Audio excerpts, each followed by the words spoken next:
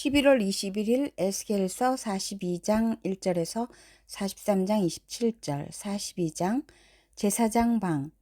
그 사람이 나를 데리고 북쪽으로 길이 난 바깥들로 나가서 두 방으로 나를 데리고 들어갔는데 방 하나는 성전 뜰을 마주하고 있고 또 하나는 북쪽 건물을 마주하고 있었다.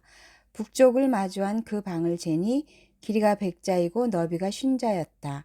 20자 되는 안뜰의 맞은쪽과 돌을 깔아놓은 바깥뜰의 맞은쪽에는 3층으로 된 다락이 있었다.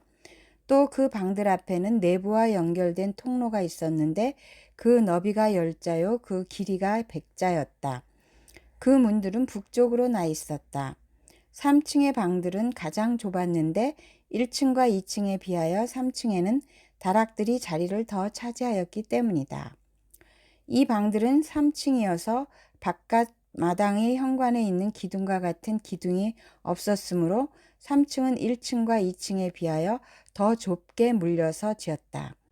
이 방들 가운데 한 방의 바깥함, 곧 바깥 뜰 쪽으로 이 방들과 나란히 길이 50자가 되는 바깥담이 있었다. 바깥 뜰을 마주하고 있는 방들의 길이는 50자였고 성전을 마주하고 있는 방들의 길이는 100자였다. 이 방들 아래층에는 동쪽에서 들어오는 문이 있었는데 바깥뜰에서 그리로 들어오게 되어 있었다. 뜰을 둘러싼 벽이 바깥뜰에서 시작되었다. 건물 앞 빈터 남쪽으로도 방들이 있었다. 이 방들 앞에도 통로가 있는데 그 모양이 북쪽에 있는 방들과 같은 식으로 되어 있고 길이와 너비도 같고 출입구 모양과 구조도 같고 문들도 모두 마찬가지였다. 이 남쪽에 있는 방들 아래 안뜰 담이 시작하는 곳에 출입구가 있었다. 동쪽에서 들어오면 빈터와 건물 앞에 이 출입구가 있었다. 그 사람이 나에게 일러주었다. 빈터 맞은쪽에 있는 북쪽 방들과 남쪽 방들은 거룩한 방들로서 주께 가까이 나아가는 제사장이 가장 거룩한 제물을 먹는 방이다. 그 방들은 거룩하기 때문에 제사장은 가장 거룩한 제물과 제물로 바친 모든 음식과 속죄 제물과 속건제의 제물을 모두 그 방에 두어야 한다. 제사장이 그 거룩한 곳으로 들어가면 그 거룩한 곳에서 직접 바깥들로 나가서는 안 된다. 그들이 주님을 섬길 때에 입은 옷이 거룩하기 때문에 그곳에서 자기들이 예복을 벗어놓고 다른 옷을 입은 다음에 백성이 모여있는 바깥들로 나가야 한다. 성전의 사면담을 측량하다. 그 사람이 성전의 내부 측량을 마친 다음에 나를 데리고 바깥 동쪽 문으로 나와서 사면의 담을 측량하였다. 그가 장대로 동쪽 담을 재니 그 장대로 재어서 500자였다. 북쪽 담을 재니 그 장대로 500자였다. 남쪽 담을 재니 그 장대로 500자였다. 그가 서쪽으로 와서 서쪽 담을 재니 그 장대로 500자였다. 그가 이렇게 성전의 사방을 재니 사방으로 담이 있어서 길이가 각각 500자였다. 그 담은 거룩한 곳과 속된 곳을 갈라놓았다. 43장 주님께서 성전에 드시다. 그 뒤에 그가 나를 데리고 동쪽으로 난 문으로 갔다. 그런데 놀랍게도 이스라엘 하나님의 영광이 동쪽에서부터 오는데 그의 음성은 많은 물이 흐르는 소리와도 같고 땅은 그의 영광의 광채로 환해졌다. 그 모습이 내가 본 환상, 곧 주님께서 예루살렘 도성을 멸하러 오셨을 때 본 모습과 같았으며 또 내가 그발강가에서 본 모습과도 같았다. 그래서 내가 얼굴을 땅에 대고 엎드렸다. 그러자 주님께서 영광에 쌓여서 동쪽으로 난 문을 지나 성전 안으로 들어가셨다. 그때 주님의 영이 나를 들어올려 안뜰로 데리고 갔는데 주님의 영광이 성전을 가득 채웠다. 그 사람이 내 곁에 서 있는데 나는 성전에서 들려오는 소리를 들었다. 나는 말하는 소리를 들었다. 사람아, 이곳은 내 보좌가 있는 곳, 내 발을 딛는 곳. 내가 여기 이스라엘 자손과 더불어 영원히 살 곳이다. 그래서 이스라엘 자손이 내 거룩한 이름을 다시는 더럽히지 못할 것이다. 백성이나 왕들이 음란을 피우거나 죽은 왕들의 시체를 근처에 묻어서 내 거룩한 이름을 더럽히는 일이 다시는 없을 것이다. 그들이 왕궁의 문지방을 내 성전의 문지방과 나란히 만들고 그들의 문설주를 내 성전의 문설주와 나란히 세워놓아 나와 왕들 사이에는 벽 하나밖에 없도록 만들었다. 그들이 저지른 역겨운 일들로 내 거룩한 이름을 더럽혀 놓았기 때문에 내가 내 분노로 그들을 멸망시켰다. 그러나 이제 그들은 음란한 행실을 멀리하고 시체들을 내 앞에서 치워버려야 할 것이다. 그러면 내가 그들과 더불어 영원히 살겠다. 너 사람아, 너는 이스라엘 족속에게 이 성전을 설명해 주어서 그들이 자기들의 온갖 죄악을 부끄럽게 여기게 하고 성전 모양을 측량해 보게 하여라. 그들이 저지른 모든 일을 스스로 부끄러워하거든 너는 이 성전의 설계를 그들에게 가르쳐 주어라.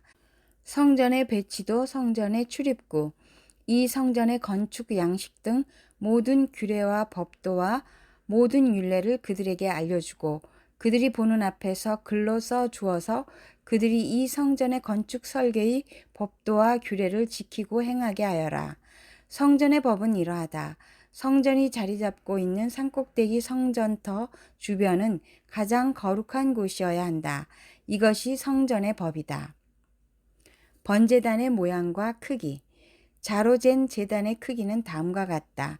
한 자는 팔꿈치에서부터 손가락 끝에다 손바닥 너비만큼 더한 것이다.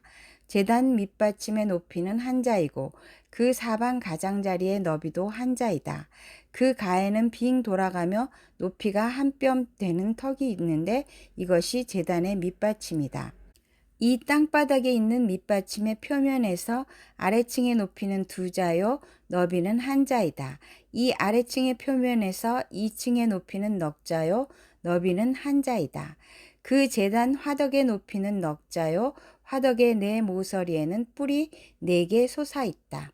그 제단 화덕은 길이가 12자요, 너비도 12자여서 사면으로 네모가 반듯하다. 그 화덕의 받침인 아래층의 길이와 너비는 10넉자로서 사면으로 네모가 반듯하다. 그 받침을 빙 두른 턱의 너비는 반자이고 그 가장자리의 너비는 한 자이다. 제단의 계단들은 동쪽으로 나 있다. 번제단의 봉헌. 그가 나에게 또 말씀하셨다. 사람아, 나 주 하나님이 말한다. 번제물을 바치고 피를 뿌릴 제단을 만들 때 지킬 번제단의 규례는 이러하다. 나 주 하나님의 말이다. 너는 사독의 자손 가운데서 나를 섬기려고 나에게 가까이 나오는 레위 지파의 제사장들에게 어린 숫송아지 한 마리를 주어서 속죄 제물로 삼게 하여라. 그리고 너는 그 피를 가져다가 제단의 네 뿔과 아래층의 네 귀퉁이와 사방의 가장자리에 발라서 속죄하여 제단을 정결하게 하고 또 속죄 제물로 바친 숫송아지를 가지고 가서 성소 바깥 성전에 지정된 곳에서 그것을 태워라. 이튿날에는 네가 흠없는 순염소 한 마리를 속죄 제물로 바쳐서 숫송아지의 제물로 제단을 정결하게 한 것처럼 그 제단을 정결하게 하여라. 네가 정결하게 하기를 마친 다음에는 흠없는 숫송아지 한 마리와 양떼 가운데서 흠없는 순양 한 마리를 바쳐라. 네가 그것들을 주 앞에 바칠 때에는 제사장들이 그 짐승들 위에 소금을 뿌려서 나 주에게 번제물로 바치게 하여라.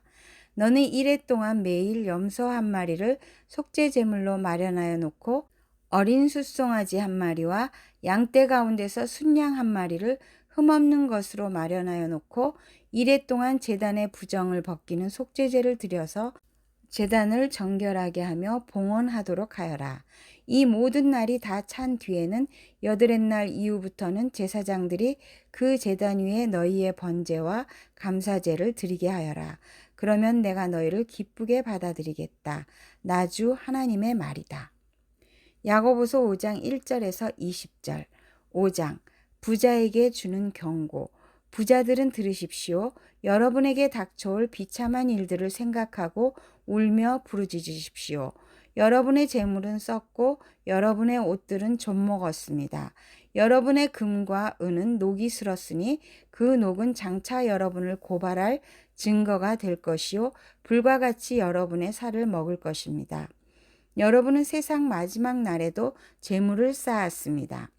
보십시오. 여러분의 밭에서 곡식을 벤 일꾼들에게 주지 않고 가로챈 품삯이 소리를 지르고 있습니다. 그래서 그 일꾼들의 아우성 소리가 전능하신 주님의 귀에 들어갔습니다.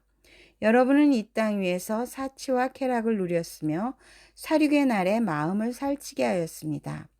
여러분은 의인을 정죄하고 죽였지만 그는 여러분에게 대항하지 않았습니다. 인내와 기도. 그러므로 형제자매 여러분, 주님께서 오실 때까지 참고 견디십시오. 보십시오. 농부는 이른 비와 늦은 비가 땅에 내리기까지 오래 참으며 땅의 귀한 수출을 기다립니다. 여러분도 참으십시오. 마음을 굳게 하십시오. 주님께서 오실 때가 가깝습니다.